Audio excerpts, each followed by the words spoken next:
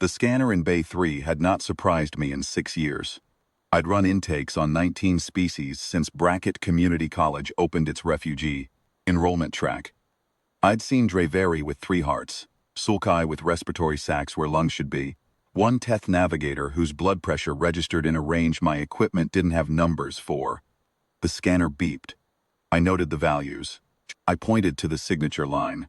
The girl who sat down across from me on a Tuesday morning in early October did not look like a surprise. She was slight gray-blue skin, the color of overcast sky, close-cropped black hair, dark amber eyes that she kept trained on the enrollment form in her lap. She filled it out in small, precise handwriting. She handed it back without being asked. "Saren Vol," I said, reading from the form. "Yes." Her voice was quiet, accented in a way I couldn't place. Not Dravari, not Sulci, something older and softer than either. "Origin colony, Vessel Core 9. A pause. Came down in the Galen system. 18 months ago. I wrote it in. A lot of my students had come off vessels. The Galen collapse had scattered survivors across 4 sectors. And Earth had taken more than most planets because Earth, reasons I have never entirely understood about my own species, finds it difficult to turn people away. I did the bodies. Any conditions I should know about before the scan. She shook her head once. Small motion, economical. She had the stillness of someone who had learned, somewhere along the way, that the less space you take up, the fewer questions people ask. I shishered toward the scanning arch at the back of the bay. Standard Commonwealth medical rig, integrated with the Galactic Refugee Registry, required for all non-Earth students. The arch recorded biometrics, cross-referenced the registry, flagged medical needs, and printed a clearance chit. 40 seconds, start to finish. Saren Vol stepped through the arch. The scanner took 63 seconds. I know because I checked the timestamp later. The result that came back was not a clearance chit. It was a flag. The kind I had seen exactly once, in training documentation during my first week, displayed as an example of something so rare it was essentially theoretical. A bloodline match. Genetic sovereign designation. Commonwealth Historical Registry cross-reference, dynasty classification. Vol, tier, ruling line, status of line. Believed extinct. Last confirmed here lost. Systems 18 months ago. The Arch's printer produced 4 pages instead of 1. I stood there for a moment, holding them. Saren Vol had walked back to the chair across from my desk. She sat down with her enrollment form still in her lap and looked at me with those amber eyes and said, "Is something wrong?" I looked at the pages. Then I looked at her. She was wearing a gray pullover and worn canvas shoes. There was a small ink stain on her left thumb from the enrollment pen. She had, I noticed for the first time, the very faint trace of a pattern on the backs of her hands. So subtle I had taken it for a scar. Looking now, I understood it was not a scar. It was a mark of lineage. I had seen the symbol once in a training document, in a sanction l'embatcha for account with Sauverclaw class individuals, which I had skimmed and immediately forgotten. "Mr. Odie," she said. I set the pages face down on the desk. Then I sat down the way I always sat, elbows on the desk, pen in hand, the same posture I used for every student. "I need to ask you something," I said, "and I want you to know that whatever your answer is, enrollment here isn't affected. You have a seat in this college either way." She waited. She was very good at waiting. "Do you know anything about your family line? Before the car 9. Your parents. Anything they told you about where the family came from, the Ambers?" Eyes shifted slightly. Something moved in them, cautious and old. The way certain kinds of pain become cautious when they've been carried a long time. "My mother told me we were from an old house," she said finally. "She didn't say which one. She said it didn't matter anymore, that the old things were gone.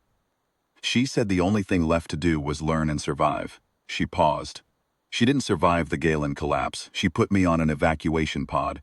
I was quiet for a moment. "Your mother was right," I said, "about the learning and surviving. She was also, I think she may have been protecting you, by not telling you." "Telling me what?" Turned the top page over. I didn't hand it to her right away. I slid it across the desk slowly, the way you do when you want to give someone a moment to brace. She read it. Her face didn't change at first.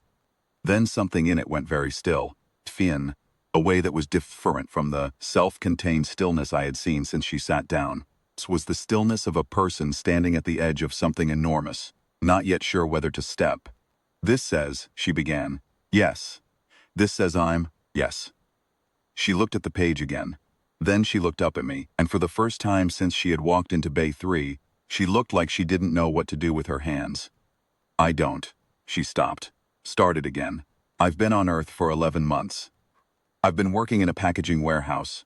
I signed up for 2 classes, Introduction to Systems Engineering and Intermediate Galactic Common. I was going to study environmental management. I wanted." She stopped again. "You can still do all of that," I said. She looked at me. "Those plans don't go away because of what's on that page," I said. "You're still a person who wants to study environmental management. That's still true.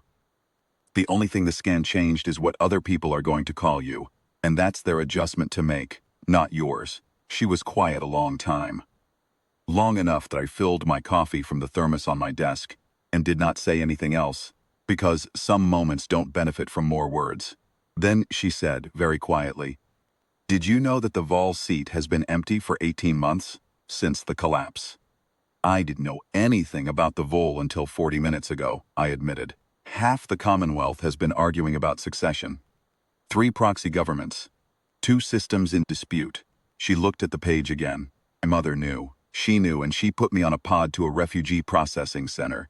"She wanted you to live," I said, "as a person first." Something in Saren Vol's face, the careful composure, the weight behind those amber eyes, shifted then. Not broke. Shifted. The way the light on overcast sky shifts when the cloud cover thins. And suddenly you can see that there's something behind it. She didn't cry. She sat very straight and breathed slowly and was quiet.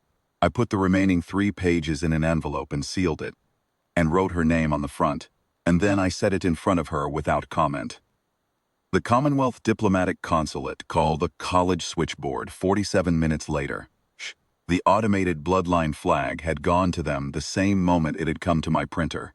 The woman on the phone asked if we had a student named Saren Vol, and I said yes. She was finishing her intake, and the woman on the other end of the line went silent in a way that sounded like an entire office going still at once. 3 diplomatic envoys arrived within the hour. 2 Commonwealth observers and 1 official from the Vol Protectorate. A tall, gray-skinned man in formal dress who walked into Bay 3 and then stopped in the doorway when he saw Saren sitting in the chair across from my desk. Dropped to one knee, without being asked, without a word. I watched her see it. I watched her face understand what it meant. She stood slowly, and the room rearranged itself around her. The envoys shifting into deference, the Protectorate official bowing his head, the Commonwealth observers straightening to attention. She was still wearing the pullover and the canvas shoes. She still had the ink stain on her thumb. She spoke to them in a language I didn't recognize. Her voice steady, unhurried, same soft old accent carrying something in it now that I thought I hadn't heard before. I realized, after a moment, that I had heard it. It had been there the whole time. I had just lacked the context to understand what it was. Before she left with them, she turned back to me. She held out her hand. Not a ceremonial gesture, the same gesture anyone uses when they want to shake hands. Simple and direct. "Thank you," she said, "for telling me while I was still just a student." I shook her hand. "You're still just a student," I said. "The environmental management program starts in January. The seat is yours."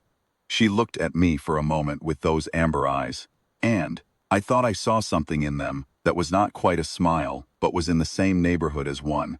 The expression of a person who has just been handed back a version of themselves they thought they were about to lose.